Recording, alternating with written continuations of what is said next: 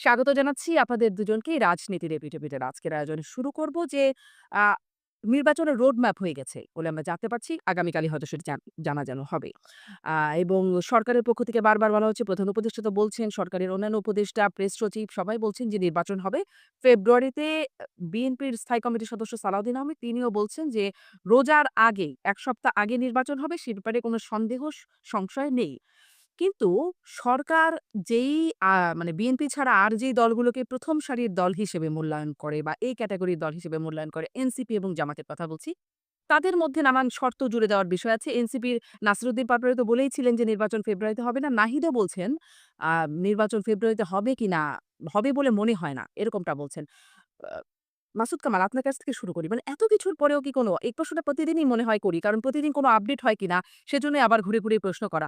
এত কিছুর পরে এমন কি কিছু আছে যেটির কারণে সন্দেহ থাকতে পারে? দেখেন, একটা জিনিস হলো কি যে নির্বাচন ফেব্রুয়ারিতে হবে এটা এভাবেই আমি ভাবতে চাই। কারণ আমি আসলে নির্বাচন চাই। কারণ একটা সরকার দেশে থাকবে, তাদের কোনো জবাবদিহিতা থাকবে না। এই সরকারের কোনো জবাবদিহিতা নাই কিন্তু। এই সরকার কিছু একটা করলো, আমি প্রশ্ন করলাম, আমি প্রশ্ন করার কে? তারা আমাকে জবাব দিবে কেন? এটা কিন্তু এভাবে চলছে। কিন্তু যদি এটা জনগণ দ্বারা নির্বাচিত একটা সরকার হতো, তাহলে তাদের কিন্তু একটা ভয় থাকতো যে তারা আগামীতে নির্বাচিত নাও হতে পারে যদি জনগণকে সে বিরক্ত করে। তো আমি একটা নির্বাচিত সরকার সবসময় চাই। যে সরকারটা আমি বলতে পারবো আমার সরকার। তো সেই বিবেচনায় নির্বাচনটা এবার আমি মনে করেছিলাম যে নির্বাচনটা ফেব্রুয়ারিতে হবে এবং এখনো মনে করি। আমি এখনো মনে করি ফেব্রুয়ারিতে নির্বাচন হবে। এই কারণে মনে করি যে প্রধান উপদেষ্টা নিজে বলেছেন উনি ফেব্রুয়ারিতে নির্বাচন চাচ্ছেন এবং উনার কথা অনুযায়ী পরের দিনই উনি ইলেকশন কমিশনে চিঠি পাঠিয়েছেন। ইলেকশন কমিশন প্রস্তুতি নিচ্ছেন এবং যেখানে যেভাবে হওয়া দরকার ফেব্রুয়ারিতে নির্বাচন হওয়ার জন্য সবকিছু সেভাবেই হচ্ছে। এরই মধ্যে নির্বাচন কমিশনের দৃঢ়তাও মনে হয় এক জায়গায় একজনকে দেখলাম যে সিইসি বলে বসলেন, সরকার যদি তার মতো করে করতে চায় তাহলে উনি পদত্যাগ করে ফেলবেন। বেশ একটা দৃঢ়তাপূর্ণ কথাবার্তা উনি বলেছেন। আমার ভালোও লেগেছে শুনতে। বাট প্রশ্ন হলো জামায়াতে ইসলাম এবং এনসিপি তাদের যে দুটো দাবি, এই দুটো দাবিকে আপনি একেবারে উড়াই দিবেন? আমার কথা হলো এটা। তারা তো এটা দাবি করেছে ভাই। বিএনপি বড় দল কোনো সন্দেহ নাই। এখন বিএনপির একটা দাবি আছে, বিএনপির একটা বক্তব্য আছে, জামায়াতে ইসলামের একটা বক্তব্য আছে, এনসিপির একটা বক্তব্য আছে। আমি কিন্তু ৩ টা বক্তব্যের কোনটা সঠিক, কোনটা বেঠিক এটা নিয়ে আলোচনা করছি না।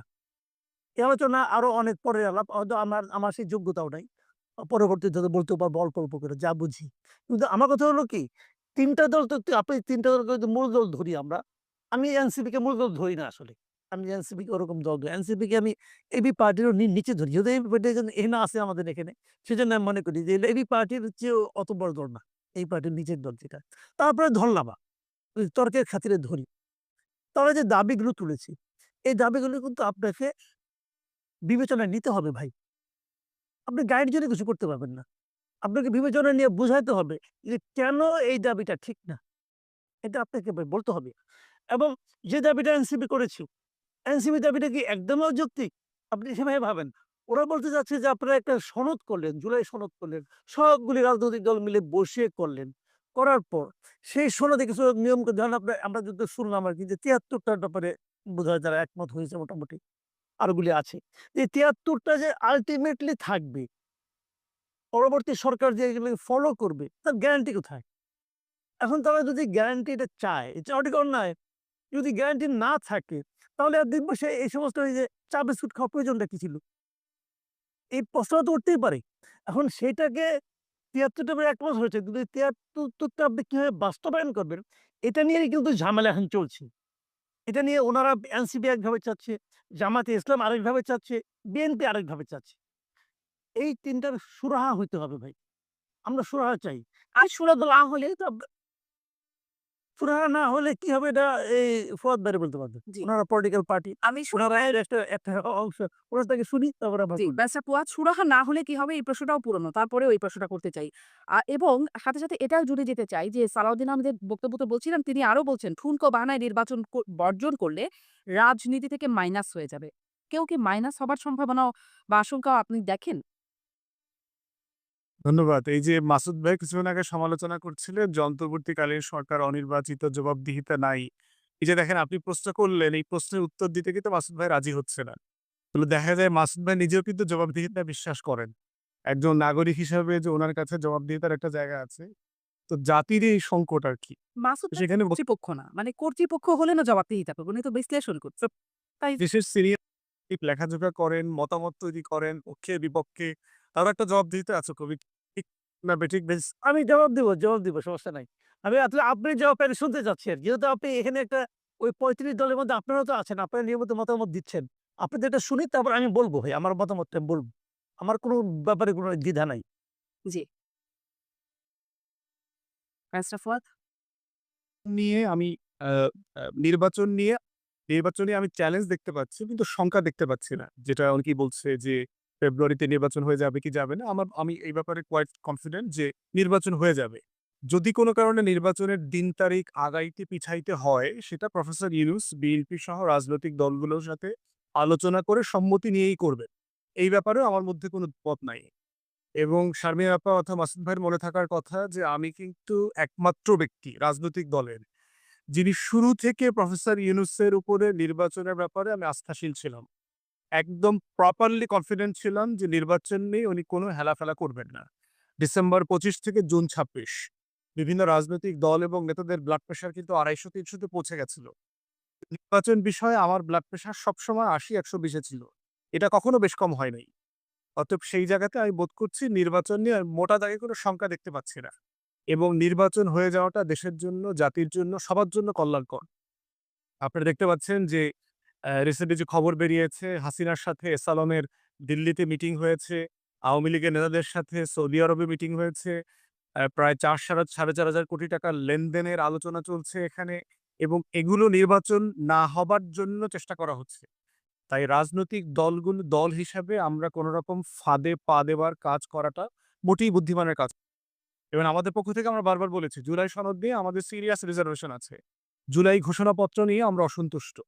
এমনও হতে পারে যে সনদ বাস্তবায়নের ব্যাপারে আমরা একমত হতে না পারলে আমরা সনদ স্বাক্ষর করব না। কিন্তু এটার মধ্য দিয়ে আমি নির্বাচনের দিন তারিখ পিছানোর কোনো অজুহাতও তৈরি করব না। এটা ডিফারেন্ট আলোচনা। কারণ national election is a different reality এবং এটার মধ্য দিয়ে রাষ্ট্রকে, জাতিকে কোনোভাবে সংকটের মধ্যে ফেলার কোনো রাজনীতি অ্যাজ এ রেসপন্সিবল পলিটিশিয়ান আমি এটা কখনো করব না। কিন্তু জুলাই সনদ নিয়ে আমার তর্ক, বিতর্ক, আমার দ্বিমত সরকারের সাথে আমার সমালোচনা আমি কন্টিনিউ করব। মানে একদম রেগুলার বেসিসে করে যাচ্ছি সেটা।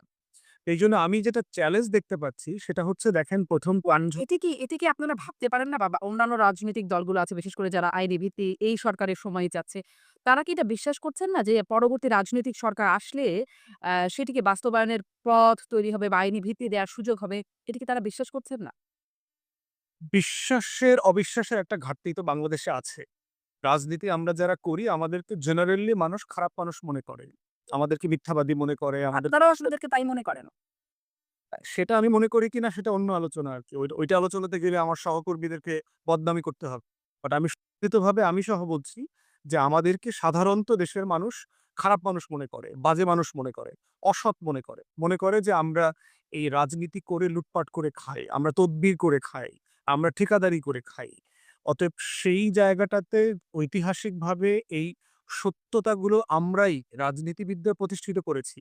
এমনটা না যে এটা সবাই মিলে মিথ্যা কথা বলছে, ব্যাপারটা এরকম না। এটা রাজনীতিবিদরা প্রজন্মের পর প্রজন্ম এই কাজগুলো অন্যায়ভাবে করে তাদের ব্যাপারে এই ধারণাগুলো জাতির ভিতরে তৈরি হয়েছে।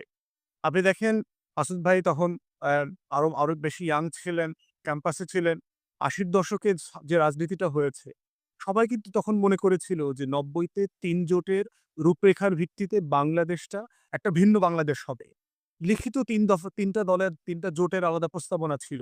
কই হয় নাই তো। ৬৬ ৬ দফাতে তখন লেখা ছিল না যে আমরা কেমন বাংলাদেশ চাই যেখানে একটা ভালো নির্বাচন হবে, একটা সুষ্ঠু নির্বাচন হবে। তাহলে কেন ২০২৫ সালে এসে আমাকে ঐকমত্য কমিশনে আবার নির্বাচন নিয়ে কথা বলতে হচ্ছে? কেয়ারটেকার সিস্টেম নিয়ে কথা বলতে হচ্ছে, নির্বাচন কমিশনের সংস্কার নিয়ে কথা বলতে হচ্ছে। আমরাও 111 এর সরকার যখন আসলো আপনার মনে থাকার কথা, ডক্টর আকবর আলী খানকে দিয়ে কিন্তু একটা রিফর্ম কমিশন করা হয়েছিল। উনি কয়েক শত রিফর্মের প্রস্তাবনাও তৈরি করে দিয়ে গেছিলেন। কিন্তু আওয়ামী লীগ এসে তো সেগুলো রেটিফাই করে নাই পার্লামেন্টে। সেগুলো ফেলে ফেলে দিয়েছে। অতএব এই যে ঐতিহাসিক রাজনৈতিক পরম্পরা আছে, সেখানে এই আস্থাহীনতাটা আছে।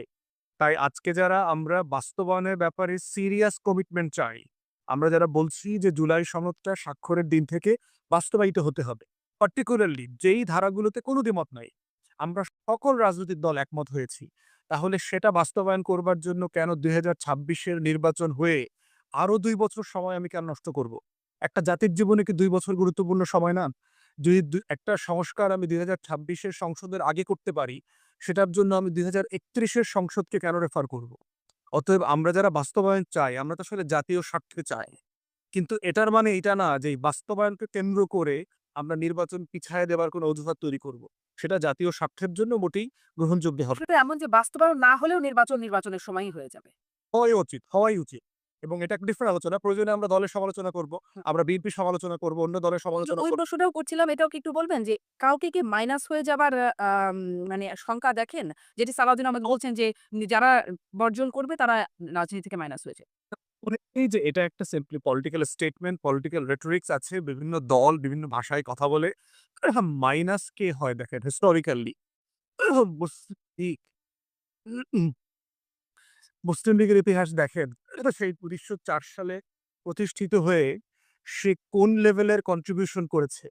ঢাকা বিশ্ববিদ্যালয় প্রতিষ্ঠা বলেন, বঙ্গভঙ্গ আন্দোলনের নেতৃত্ব দেয়া বলেন, পাকিস্তান আন্দোলন বলেন, লাহোর প্রস্তাব বলেন, জমিদারি প্রথা বাতিল বলেন, শেখ মুজিবের মতো একটা বিশাল ইয়াং জেনারেশন পলিটিক্যাল হয়ে ওঠে, নতুন আরেকটা রাষ্ট্র বানানোর আন্দোলন। সেই দলটা নাই হয়ে গেছে না বাংলাদেশ থেকে? কারণ সে ৭০ সালে ৭১ সালে একটা ভুল রাজনীতি করেছে। এবং দেখেন জাতীয় পার্টির অবস্থা দেখেন, ৯ বছরের স্বৈরশাসক একটা ভুল রাজনীতি করবার কারণে যেটা হয়েছে, আপনার ৯০ এর পরে সে পিজার মতো ৬ টুকরো ৮ টুকরো হয়ে গেছে।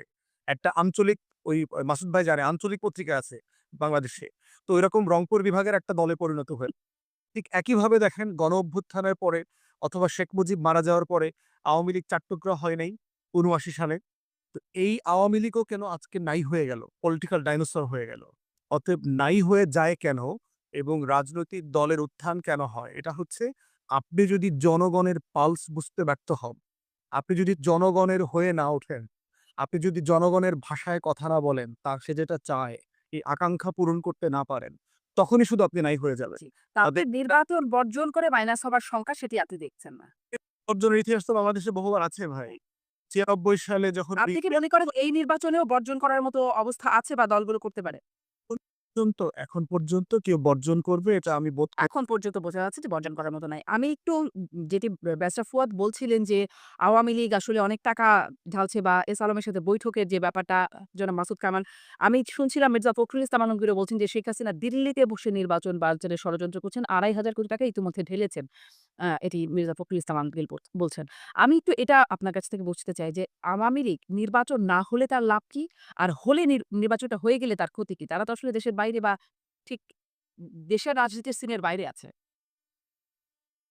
দেখেন এটা আসলে ব্যাপারটা হলো কি, আওয়ামী লীগ এই মুহূর্তে তারা কিন্তু রাজনৈতিকভাবে বাংলাদেশে অনেকটা কোমার মধ্যে আছে আরকি। কোমার মধ্যে এরকম তারা আছে কিন্তু নেই। তাদের কিন্তু নিষিদ্ধ করা হয় নাই। বাট তাদের রাজনৈতিক কর্মকান্ডকে নিষিদ্ধ করা হয়েছে। হাইপোথেটিক্যালি ধরেন যদি আওয়ামী লীগ থাকতো, যদি আওয়ামী লীগের রাজনীতিকে এই গভর্নমেন্ট নিষিদ্ধ না করত, ধরা যাক হাইপোথেটিক্যালি, তাহলে কি আওয়ামী লীগ নির্বাচনে অংশ নিত? আমার মনে হয় নিত না। আমি মনে করি আওয়ামী লীগ নিজের স্বার্থে এটা নিত না। তো শেখ হাসিনা তো আমি যেটুকু ব্যাখ্যা করি, তত্ত্বাবধায়ক সরকারের অধীনে নির্বাচন চায়। চাই কেমনে করে? সে তো নিরপেক্ষ তত্ত্বাবধায়ক সরকার এই কনসেপ্টই বিশ্বাস করে না। সে তো এটাকে বানায় এখন করছেন। এখন কেন করবে? উনি যেটা ভাবতেছেন, নিরপেক্ষ তত্ত্বাবধায়ক সরকারের যে কনসেপ্ট এটাকে হত্যা করছে কি? শেখ হাসিনা। হুম। তো এখন ওরা উনি উনি কি নিজের থুতু ফেলে দেওয়া থুতু নিজে আবার চাটবেন? উনার মতন নেত্রীর কাছে তো এটা আশা করি না। উনি তো আপোসহীন ব্যক্তি। উনি এটা বলেন কেন? যাক এটা উনার বলা সাজে না ভাই। কিন্তু ওরা কেন করতো না সেটা আমি আপনাকে একটু বলি টেকনিক্যালি। তারা করতো না এই কারণে, আওয়ামী লীগের যারা নেতৃবৃন্দ আছে, এরা যদি আপনি স্তর বিন্যাস করেন, ১ম স্তরের নেতা-নেত্রী কেউ বাংলাদেশে ওপেন নাই। হয় জেলে নয় বাইরে। ২য় স্তরের নেতা যারা আছেন তারাও প্রচুর কামিয়েছেন, তারাও বাইরে। ৩য় স্তরের নেতারাও নাই। তারাও বাইরে, কেউ পালিয়ে আছেন। তো যদি আওয়ামী লীগ নির্বাচনে অংশ নিত, এদের নামে সবার নামে মামলা মোকদ্দমা আছে। তাহলে কারা নিত? প্রত্যেকটা উপজেলা, প্রত্যেকটা আসনে ৪র্থ স্তরে যারা নেতা আছে তারা হয়তো নির্বাচনে অংশ নিতে পারত। যদি আওয়ামী লীগ ইলেকশন করত। আমি আবার বলছি, এটা কিন্তু হাইপোথেটিক্যাল কথা বলছি আমি। যদি আওয়ামী লীগ নির্বাচনে অংশ নিত, এই যে চতুর্থ স্তরে যারা নেতা তারা ইলেকশন করতো এবং যদি কেউ জিততো কেউ হারতো, কিন্তু তারা কিন্তু দলের নেতৃত্বে চলে আসতো। তখন এই প্রথম ৩ স্তরের নেতৃবৃন্দ এরা কিন্তু মনে করতো তার নেতৃত্বটা গেল। আমি আপনাকে একটা এক্সাম্পল দেব নি। ফেনীতে জয়নাল হাজারী একসময় কিন্তু বিশাল কিছু ছিলেন। পরবর্তীতে ওনার অনুপস্থিতিতে ওনার যিনি ড্রাইভার, এই নিজাম হাজারী, উনি বলছেন আমার ড্রাইভার। আসলে তো ড্রাইভার না, হয়তো কাজিন কিছু একটা হবেন আরকি। নিজাম হাজারী যখন নাকি এমপি হয়ে গেলেন, জয়নাল হাজারী কিন্তু ফেনীতে ঢুকতে পারে নাই ভাই। উনার মতো দাপটের ব্যক্তি জয়নাল হাজারী ঢুকতেই পারে নাই।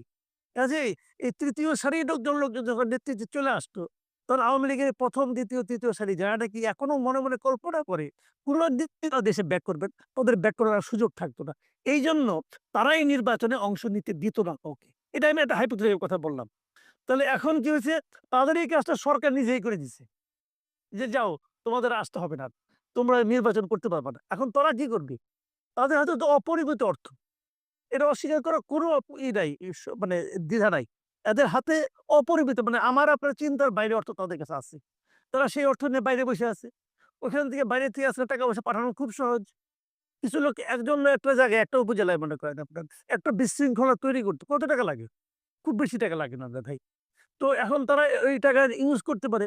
এটা তারা কেন করবে বলি? দেশের মানুষের ভালোর জন্য করবে, দেশের গণতন্ত্রের উন্নয়নের জন্য করবে তা কিন্তু না। তারা এই কাজটা করে বোঝানোর জন্য যে এই সরকার একটা নির্বাচন দিতে পারে না, অথবা আওয়ামী লীগকে নির্বাচন থেকে বাদ রেখে এই সরকার একটা ভুল করেছে সেটা প্রমাণ করার জন্য দেশে এবং বিদেশে তারা এই ধরনের একটা প্রচেষ্টা চালাতেই পারে। এই চালানোটা আমি খুব অস্বাভাবিক মনে করি না। কিন্তু যদি চলে সেটা আমাদের জন্য ভালো হবে না। এখন এইটা আপনি বন্ধ করবেন কিভাবে? বিবৃতি দিয়ে? এই বিবৃতি দিয়ে আপনি কি বন্ধ করবেন? এই বিবৃতি শুনে কি তারা বাদ দিব? বরঞ্চ আমি মনে করি এই সমস্ত বিবৃতি তাদেরকে আরো উৎসাহিত করবে। বলবে যে ওরা আমাদেরকে ভয় পাচ্ছে। কাজেই এটা হলো সরকারের দায়িত্ব। সরকার এটা কিভাবে হ্যান্ডেল করবে। আওয়ামী লীগকে তো সরকারই নিষিদ্ধ করছে। সরকারকে বুঝতে হবে এই দলটাকে নিষিদ্ধ করলে পর, এটা আওয়ামী লীগের বড় দল রে ভাই। একটা বড় দলকে আপনি নিষিদ্ধ করছেন। তার তো অনেক নেতা-কর্মী এই দেশে আছে। তার অনেক সমর্থক আছে। এই দল যে করে না তাও আওয়ামী লীগকে ভোট দেয় এমন লোক অনেক আছে। তো তাদের তো আপনি মন খারাপ করছেন, মন ভেঙে দিয়েছেন। তো তাদেরকে আপনি কিভাবে হ্যান্ডেল করবেন? তার একটা প্ল্যান আপনার থাকতে হবে। সেই প্ল্যানটা এই সরকার আছে কিনা আমি জানি না। যদি সেই প্ল্যানটা প্রস্তুতিটা সরকারের না থাকে, তাহলে কিন্তু নির্বাচনে ঝামেলা হতে পারে। আবার নাও হতে পারে। আমি জাস্ট একটা আশঙ্কার কথা বললাম। হ্যাঁ, কিন্তু আমি যে প্রশ্ন করছিলাম যে আসলে নির্বাচন হয়ে যদি যায়, মানে না হলেও তারা ক্ষমতার বাইরে, হলেও তারা ক্ষমতার বাইরে বা একরকম সিনের বাইরে। তাহলে নির্বাচন না হওয়াতে তাদের আগ্রহটা কি? মানে নির্বাচনে না হওয়া বা বানচালের পেছনে যে তারা টাকা খরচ করছে, এটি করে তাদের লাভ কি হচ্ছে? বা লাভ হয় না? তারা তো এটা বলার চেষ্টা করবে, মানুষকে বোঝানোর চেষ্টা করবে। দেখো আওয়ামী লীগকে বাদ দিয়ে নির্বাচন করলে নির্বাচন করাটা কত কঠিন। তো এই যে ধারণাটা মানুষকে দিতে চেষ্টা করবে, দেশবাসীকে দেওয়ার চেষ্টা করবে, দেশের বাইরে দেওয়ার চেষ্টা করবে। তারা এই চেষ্টা তো করবে নির্বাচন যদি বানচাল, মানে আমি জাস্ট একটু বোঝার জন্য জিজ্ঞাসা করছি। যদি বানচাল করা হয় তাহলে তো নির্বাচনটা হলো না। মানে এই সরকারই থাকলো। তাই না? শোনেন, হলো না, নির্বাচন একদম বানচাল করবে, নির্বাচন হবে না। এত ক্ষমতা বাইরের থেকে করা সম্ভব না ভাই। ওই ২-১ টা জায়গায় হয়তো আগুন-টাগুন লাগাবে। ২-১ টা জায়গায় একটু ভাঙচুর করবে, এই করবে। এর চেয়ে বেশি কিছু করা সম্ভব না। আচ্ছা ২০১৪ নির্বাচন আপনি আমাকে বলেন। ২০১৪ সালে কিন্তু বিএনপি যদি তোর প্রপার ইলেকশন হইতো ২০১৪ তে, তাহলে বিএনপির ক্ষমতায় আসতো রে ভাই। সিম্পল একদম। আওয়ামী লীগ একদম উড়ে যেত। বিএনপি তখন ক্ষমতায় আসতো। ২০১৪ তে যদি নির্বাচনটা একটা তত্ত্বাবধায়ক গভর্নমেন্টের আন্ডারে যদি হইতো, তাহলে তখন বিএনপি কত স্ট্রং পার্টি ছিল। তার সঙ্গে ছিল জামাত। জামাত এবং বিএনপি মিলে কি ২০১৪ নির্বাচন বন্ধ করতে পারছিল? তারা কি ভাঙচুর এবং এই সমস্ত না না নিয়ে আপনার বিভিন্ন ঘটনা কি তারা ঘটায় নাই? চেষ্টা করে নাই? পারছে? পারে নাই তো রে ভাই। এটা কঠিন। শুনেন, সরকার রাষ্ট্রযন্ত্র যে, সে কিন্তু আমি মাঝে, মাঝে বলি যে সরকার হচ্ছে দেশের সবচেয়ে বড় মাস্তান। তাদের হাতে সমস্ত কিছু আছে। তারা যদি চায় তাহলে এটাকে থামানো কঠিন। কাজেই আওয়ামী লীগের ওই নির্বাচন যেটা কোনো নির্বাচনই না। সেই নির্বাচনকে ওই সময় সবচেয়ে জনপ্রিয় দল বিএনপি এবং তার সঙ্গে জামাত একটা অর্গানাইজড তারা ২ টা মিলে থামাইতে পারে নাই। এটাকেও আওয়ামী লীগ বাইরে থেকে থামাই দিবে এটা মনে করি না। জি। আমি ব্যারিস্টার ফুয়াদের কাছেও এই প্রশ্নটা করতে চাই যে যদি নির্বাচন হয়ে যায়, মানে বানচালের তো ষড়যন্ত্র করছে, হয়ে গেলে আওয়ামী লীগের ক্ষতি কি? বিশেষ ক্ষতি আছে কিনা? এই সাথে, সাথে আমি আরেকটা প্রশ্ন আপনার কাছে, মূল যে প্রশ্নটা আপনার কাছে করতে চাই সেটি হচ্ছে যে আপনি বলছিলেন যে জুলাই সনদ বাস্তবায়ন হোক না হোক, মানে নির্বাচনটা নির্বাচনের সময় হয়ে যাবে সেটি আপনি এখন পর্যন্ত এটাই মনে হচ্ছে।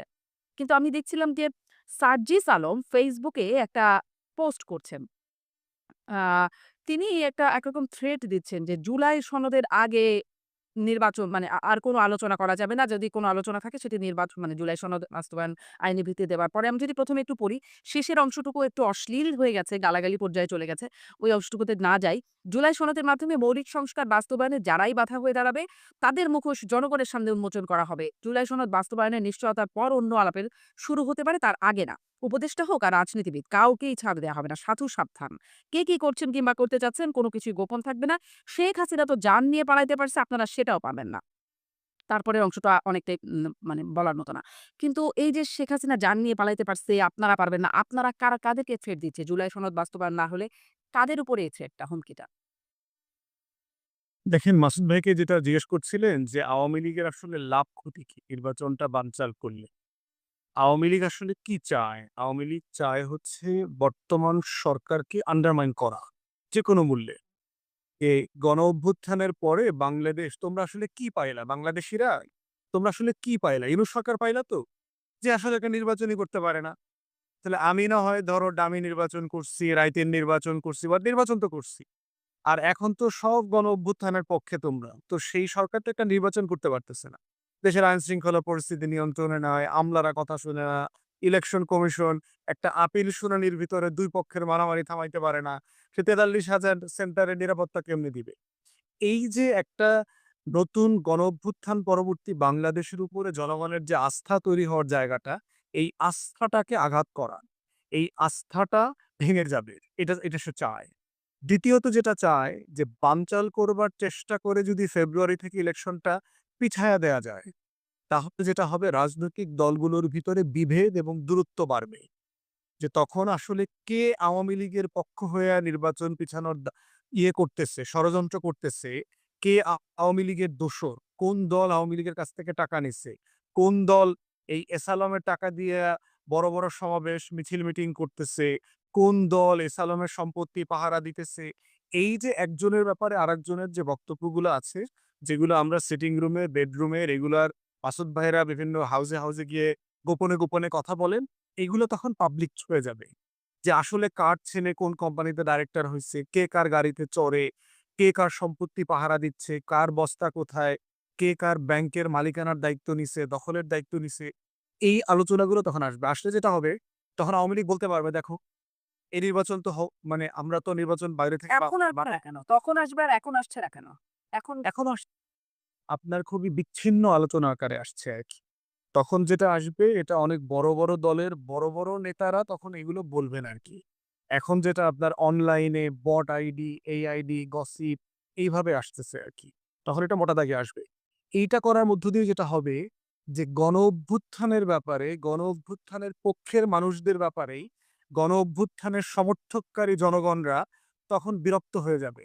যে কি করলাম? ওই তখন আগের ডায়ালগ আওয়ামী লীগের মতো আগেই তো বেশ ভালো ছিলাম, এই সেই। এমন বাংলাদেশকে চেয়েছিলাম, ওই স্বপ্ন আলোচনা আসবে। এইটা হলো তার টার্গেট। থার্ড যেটা চায় আওয়ামী লীগ সেটা হচ্ছে গণ-অভ্যুত্থানের পরে একটা নির্বাচিত সরকার আসা মানে হচ্ছে রাষ্ট্রের একটা সাংবিধানিক ধারাবাহিকতা, সরকার ব্যবস্থার একটা ধারাবাহিকতা প্রতিষ্ঠিত হয়ে যায়। অতএব এই ধারাবাহিকতা প্রতিষ্ঠিত হয়ে যাওয়া মানে হচ্ছে যে আওয়ামী লীগের রাজনীতিটা এই ধারাবাহিকতার যে বাইরে, আওয়ামী লীগ ছাড়াও যে বাংলাদেশে রাজনীতি এবং নির্বাচন হতে পারে এইটা প্রমাণিত হয়ে যাবে।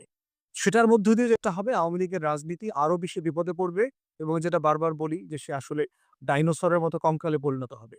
অতএব এই সংকটগুলোকে সামনে রেখে যতটুকু সম্ভব সরকারকে আন্ডারমাইন করা, বিব্রত করা, হেয় করা এই কাজগুলো হচ্ছে আওয়ামী লীগ এখন চায়। সে সরকারে আসুক বা না আসুক এটা তার আলোচনা না। কিন্তু বিব্রত করা, অন্যকে হেয় করা এবং এটার উপর জনগণকে একটা বীতশ্রদ্ধ সেটা হচ্ছে তার টার্গেট। জি। আ আওয়ামী লীগের টার্গেটটা বুঝলাম। এবার জুলাই সনদের মানে যেটা নিয়ে একটু আগেও আলোচনা করছিলাম, বাস্তবায়ন না হলেও আপনার আচ্ছা, নির্বাচন তার আগে একটু প্রশ্ন করতে চাই। বলে নেন।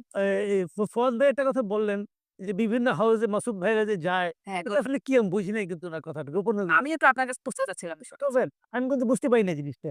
ওইটা যে এই যে যেগুলা ধরেন ব্রেক টাইমে আপনার টেলিভিশনে টক শোর ব্রেকে আপনারা যে কথাগুলো বলেন, কি ওইগুলোর কথা যেগুলো একসময় হয়ে যাবে আরকি শুধু ব্রেকে থাকে।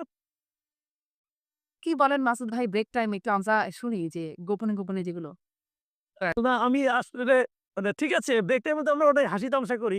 অনেক রসিকতা করি, সেটা করি। কিন্তু ওইটার মধ্যে মানে কোন রকম মানে মতলব আছে কিনা থাকতেই পারে। সেই মতলবগুলো ২-১ টা যদি এক্সাম্পল দিতে ফত পেতাম আমার জন্য খুব সুবিধা হতো। আমি এবার ও সমস্ত ব্যাপারগুলো খুব সিরিয়াসলি নেই আরকি, হ্যাঁ। বন্ধ হয়ে যাবে না তখন ২-১ টা বলব। রেকর্ডিং বন্ধ হয়ে গেলে ২-১ টা বলবেন? নাকি লোক আমরা আমাকে আবার দর্শনা করে জিজ্ঞাসা করে কে যেটা অনিয়ার আপনি এটা অনিয়ারে বললেন তো? আপনি যেটা অনিয়ারে বললেন, অনিয়ারে বলার কারণে মানুষ তো শুনে ফেলল। এখন যদি আমি ব্যাখ্যাটা ওরা ভাববে আমি কারো কাছে যে টাকা চেয়েছি, কারো কাছে যে তদবির করেছি। এরকম যেহেতু হ্যাঁ, এটা একটু ক্লিয়ার করলে আমার জন্য ইজি হয়। ভাই যেটা বলছি ধরেন আমরা পার্সোনালি অনেক ঘটনা জানি ধরেন। কে কোন কোম্পানি, কোন রাজনৈতিক দলের কোন নেতা, আওয়ামী লীগের কোন কোম্পানির ব্যবসা-বাণিজ্য দেখভাল করতেছে, চাঁদাবাজি করতেছে, তাদের কাছ থেকে কে কত টাকা নিচ্ছে, এগুলোর তো অনেক ঘটনা আমরা জানি। কিন্তু পাবলিক স্পেয়ারে বলবার মতো সাফিসিয়েন্ট এভিডেন্স তো আমাদের কারো কাছে নাই। যথেষ্ট সলিড জায়গা থেকে এগুলো জানি যে এই ঘটনা আমি বুঝতে পেরেছি। খুব গল্প তো আমরা মাসুদ ভাইয়ের অনেকগুলো করেছি আরকি। আচ্ছা, মানে সেই গল্পগুলোই প্রকাশ্যে চলে আসবে কদিন করে আপনি বলছিলেন সেটা। হ্যাঁ, বেস্ট অফ অল এবার যদি ওই প্রশ্নটা করেন যে জুলাই সনদ বাস্তবায়ন না হলে সার্জিস আলম যে হুমকিটা দিচ্ছে যে যান নিয়ে পালাইতে পারছেন শেখ হাসিনা, আপনারা পারবেন না কাদেরকে হুমকি দিচ্ছেন বলে আপনার মনে হয়? এবং বাস্তবায়ন না হলে তাহলে আলোচনা আগাবে কি করে? জি। দেখেন মানে এই পার্সোনাল স্টেটমেন্টে বগ ডাউন হওয়া জরুরি না। মাসুদ ভাই একটা গুরুত্বপূর্ণ কথা শুরুতে বলছে। সেটা হচ্ছে যে সকল রাজনৈতিক দল পিয়ার চায়, যে সকল রাজনৈতিক দল আপনার এখনই গণভোটের মাধ্যমে এটার বাস্তবায়ন চায়, যে সকল রাজনৈতিক দল আমরা যারা এখনই এটার বাস্তবায়নের ব্যাপারে ফরমান প্রোক্লামেশন জারি করার কথা বলছি, সংবিধান নাই অথবা আছে যে বিতর্কটা আছে। এটা তো একটা তর্কটা তো আছে, দাবিটা তো আছে রাজনৈতিক দাবি এবং এই দাবিটা থাকা তো অরাজ্য না। যে দলই এই দাবিটা করুক না কেন। বিএনপি বলছে আমরা আগামী সংসদে এসে ২ বছরের মধ্যে এটা বাস্তবায়ন করব। কোন দায় মুক্তির অঙ্গীকার আমরা এখন করতে পারব না। ফাইন আপনার পজিশন এটা। কিন্তু যারা এখন চায়, যারা এখন বড়, বড় সমাবেশ করছে, রাজনৈতিক দাবি-দাওয়া দিচ্ছে, এটা তো নির্বাচনের আগে রিজলভ করতে হবে কোন না কোন ফর্মে। আমি পার্সোনালি প্রস্তাব দিয়েছি ঐক্যমত্য কমিটি সনদ বাস্তবায়ন নিয়ে এজেন্ডাভুক্ত আপনারা করবেন, তখন এই বিষয়গুলো আলোচনা